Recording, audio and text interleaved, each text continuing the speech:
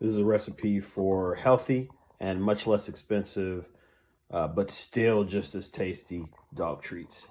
All right, let's get it. So first, you get one of these kind of star-kissed or whatever type things of tuna or chicken or whatever protein you want to use.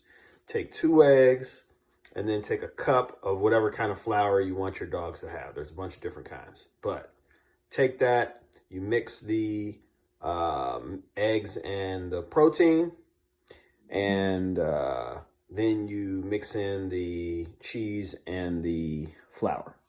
When you're done, it'll make a nice little paste that you roll out to about 1/2 inch or spread out. Set your oven to 300 degrees, cook it for 40 minutes, boom, good to go. I'll show you the end product here in shortly. There's the mixture right here before it is cooked. And there's your finished product all cut up. So once it cools down a little bit, we'll give the final test to see if the pooches like it. Okay, we're gonna put to the test. X. Yeah, come here, adventurous. What do you think? Well, I guess that decides it. So, like I said, that's produced at a fraction of the cost.